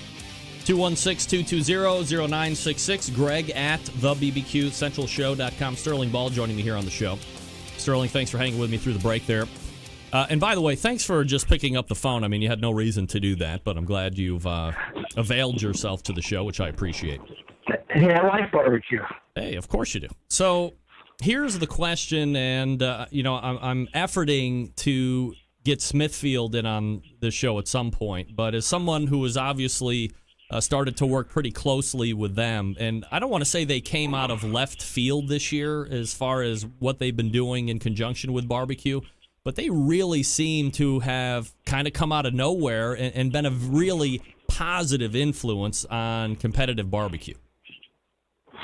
Yeah, well, absolutely. The 45,000 American workers and the 2,200 American farms they own and the 2,200 American farms that they contract for, they produce the best pork, I think, in my opinion.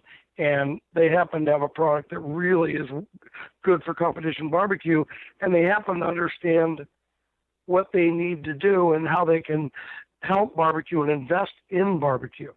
So in a very short period of time, they're the guinea pig sponsors, the King of King of the Smoker sponsors. They're the presenting sponsor at the Royal, the Jack, Mohegan Sun. There's a bunch of things, and they're going to make an announcement in about another week or two that it's having the hardest time keeping secret, but it's I think it'll blow everybody's mind because it's really showing what they're going to do in barbecue and how a big impact barbecue has. So I love Smithfield. It's the best sponsor I've ever had. They're just great people, and like I said,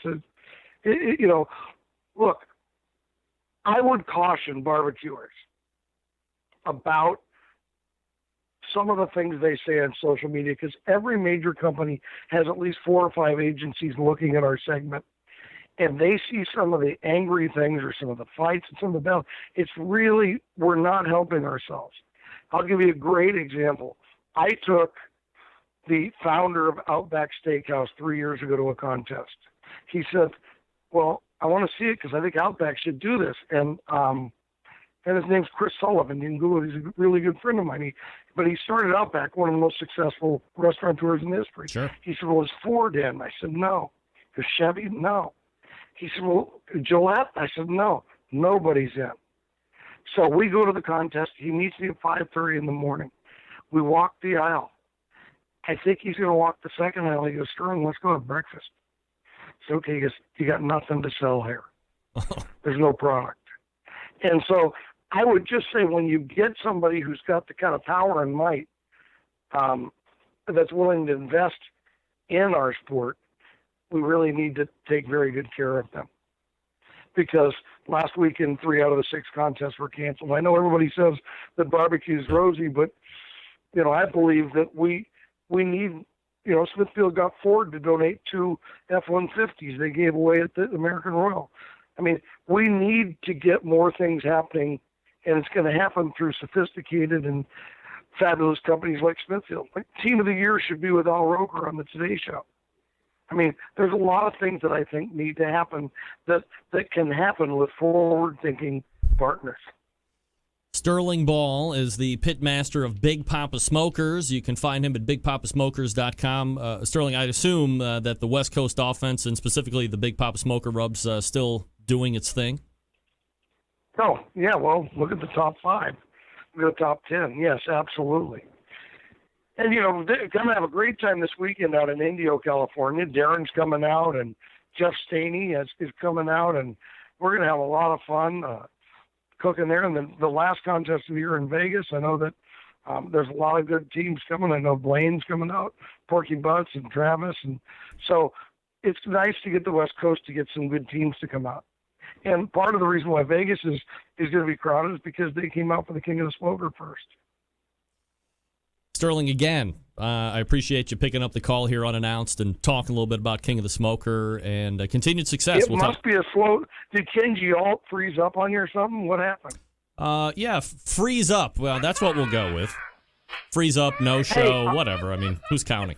I'm kidding. Are you coming to the King of the Smokers? I'm going to have to talk to you offline about that.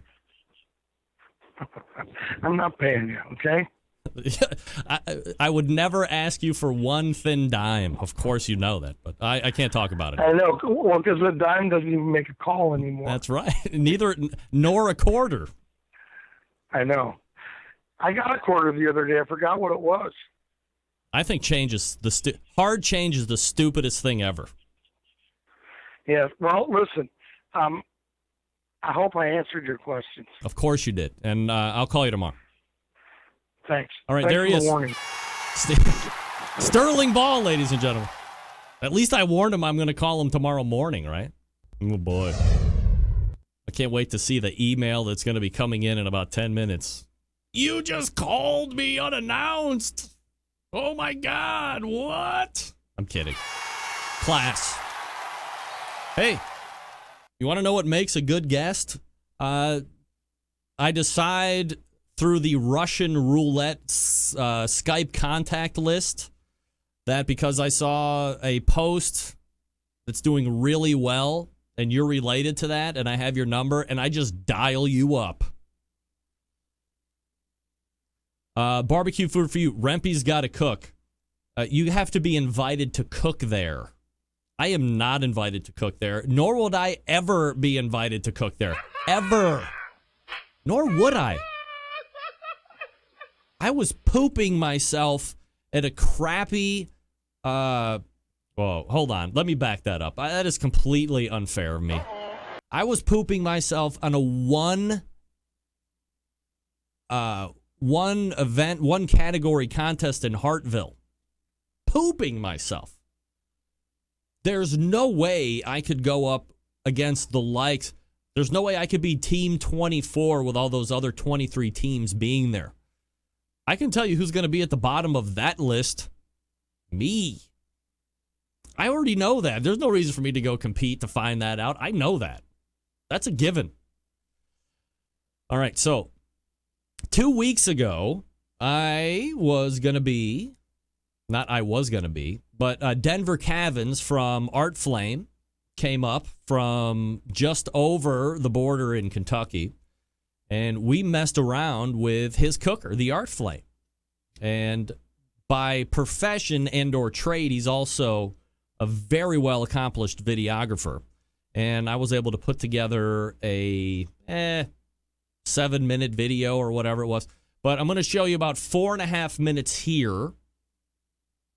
And if you've never seen the Art Flame, because we've talked about it a couple times when Max Good has been on from AmazingRibs.com, and his biggest complaint to date is not being able to get it up to temperature.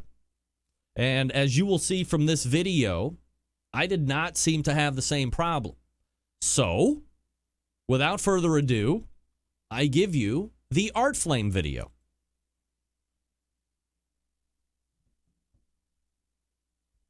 Well, that looks great. But hold on. What?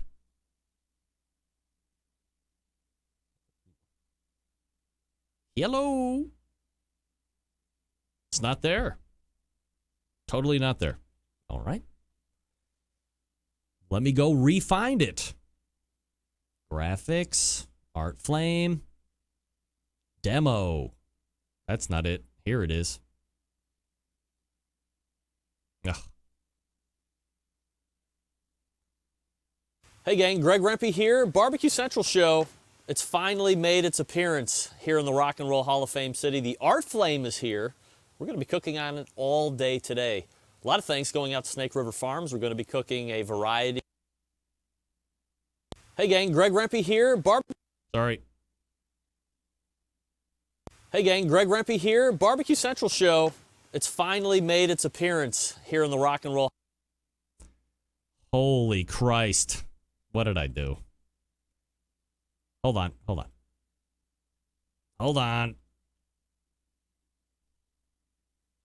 All right, here we go.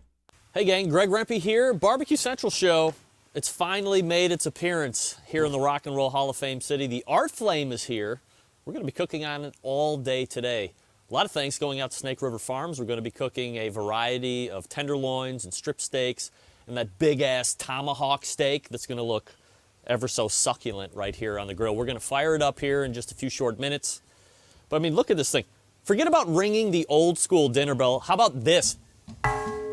Yeah, it's only like 250, 300 pounds. I mean, I moved it with my pinky. No problem. It's here camped out on the cooker house of all cookers, or better known as my backyard. Here's what's on the menu aside from the steak. We're going to do chicken wings. We're going to do lettuce, grilled lettuce. You ever done that before? We'll show you how to do that. We're also going to do bacon and eggs. We're really going to try and show the versatility of this cooker as best we can for the time that we have it. So, if you've never seen this thing, it's the Art Flame. You go to artflame.com, you check it out, and most importantly, you're going to see it in action here over the next handful of minutes. Stand by. It's going to be awesome.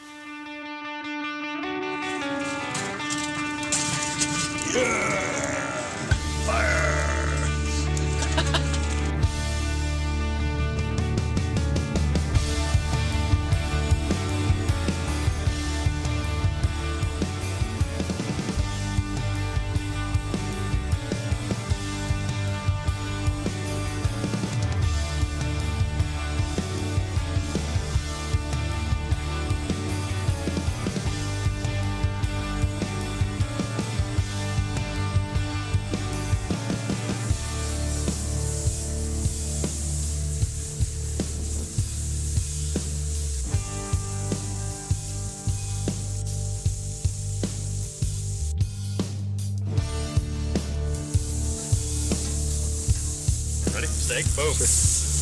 Nice.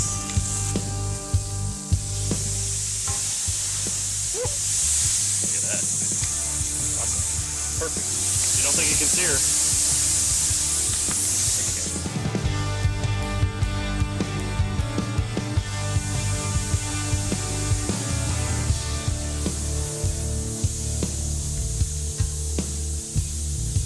That's grilling oil, by the way. Butcher's Barbecue grilling oil. I was just doing that. That's what I did.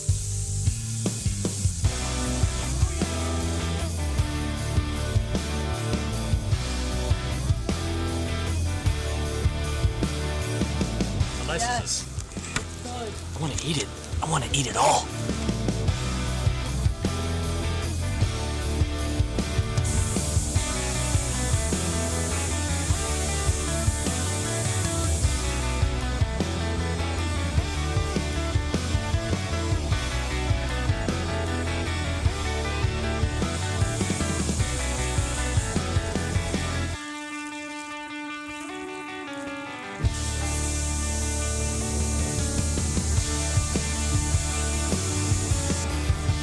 Bubbly. Love it.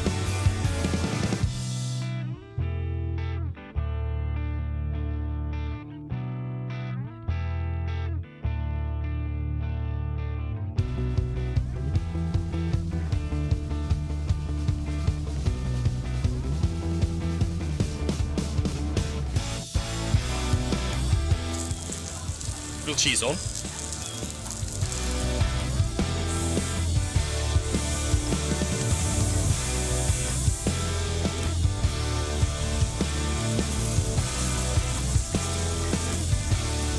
So you can see the grease just drips into the fire. It's not rolling back onto the patio.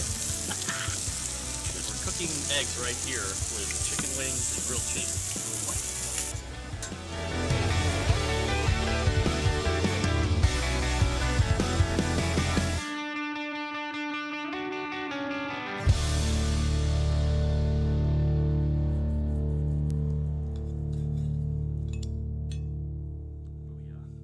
Nice medium rare on the inside. Super, obviously, super moist. Oh, wait. Funny shot. Oh, look at that. Succulent.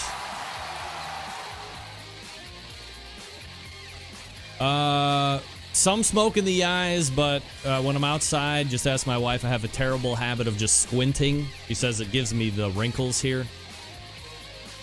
That's all right. But, you know, when you're cooking with a live fire, too, yeah, you get smoke in the eye. Chops Power Injector, the National Barbecue Association 2015-2016 Tool of the Year. Back to back.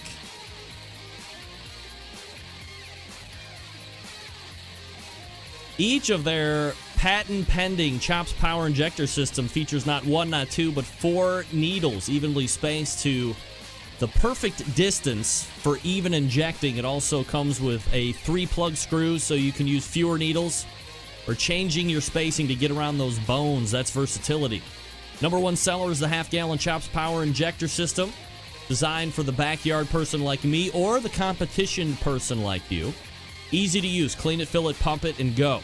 If you have just one brisket or pork shoulder to do, you don't need to fill it all the way up. Just put in what you need. It uses it all. Comes with 14-gauge needles, 2 replacement plastic needle adapters, 3 plug screws, and a needle protector. $120 plus shipping anywhere. The 1-gallon Chops Power Injector system, designed for catering and bigger jobs. It holds double the amount of the half-gallon size. Some use it in competitions like when you're cooking MBN whole hog, or 10 shoulders to get that perfect one. It comes with 14-gauge needles, 2 replacement plastic needle adapters, 3 plug screws, and a needle protector. $120 plus shipping anywhere. A number of the top pit masters in the world are using the Chops Power Injector system right now, every day. Here's the thing. We live in a foodie world that now requires flavor in every bite. This is how you do it and how you do it fast. It's not just for meat. How about an alcohol-infused watermelon? Tasty. Every injector is hand-assembled right there in Kansas City, Missouri, USA. Extra accessories. You want them, they have them. Want to shoot medium ground spices? They have you covered for that. They have 2, 3, and 4-inch 12-gauge needles. Also, they have a 2-inch closed-tip needle, perfect for shooting fatty meats to keep from plugging up the needles with fat. They sell replacement stock needle adapters and plug screws. They have a great upgrade you can buy to make your chops injector bulletproof. Metal needle adapters. How about that? The Chops Power Injector System. Give your barbecue some power. Visit their website, barbecuekansascity.com. That's Barbecue Kansas City, BARBEQUE. QUE, barbecuekansascity.com. Dan Uladol from Chops on the show shortly. We're going to be talking about the new Chops restaurant that's probably using the injector. We're back to wrap up the show right after this. Stick around.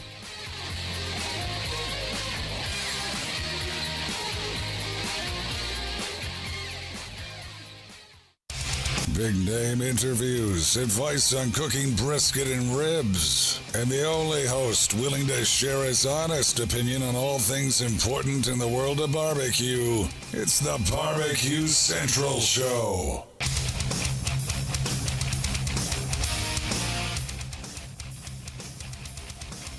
Barbecue food for you is right. Just because you can post stuff on Facebook Live doesn't mean you should post stuff on Facebook Live. But why does anybody do anything? Because they can. That's why. Why does anybody do anything? They can. Thanks again to Sterling Ball for coming up out of the woodwork and filling in for Kenji Lopez-Alt. I gotta be honest, that was pretty disappointing, if I can say so myself. I love talking with Sterling Ball, but usually I like to have a little more prep time with him instead of just kind of throwing him to the proverbial wolves. But as the champion that he is, he gutted right through it. Sounded like we had that whole thing rehearsed. But I was ready to do a little Kenji Lopez-Alt history and background, and then getting into the food lab portion of it. Can anybody even hear me doing it like this? I don't know. I'm trying to go 45 degrees off tilt to prevent my plosives. My plosives. Anyway.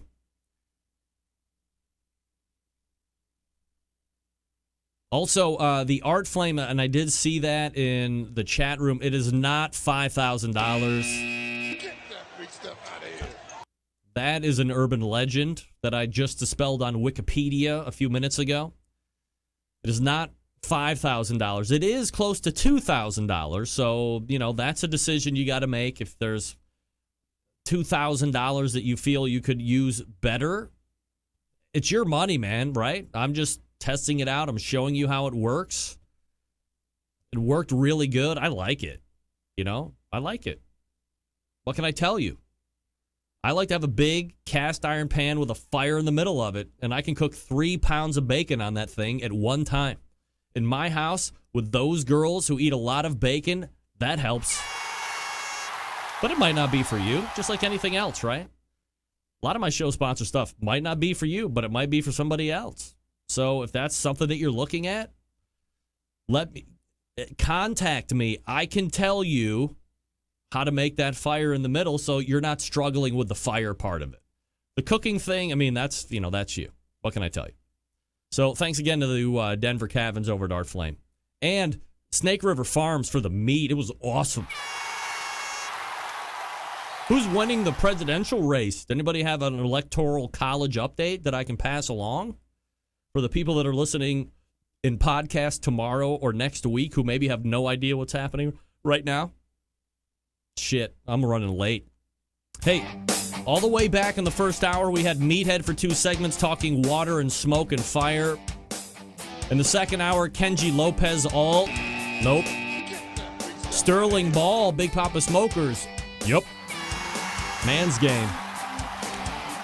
You can get this show on podcast starting at 11:55 p.m. Eastern tonight. We have a big show already jammed up for next week, so that's going to be great. September 11th, 2001, I will never forget. And until next Tuesday at 9 p.m. Eastern Standard Time, This is your program host and proud U.S. American, Greg Rempe. Good night now.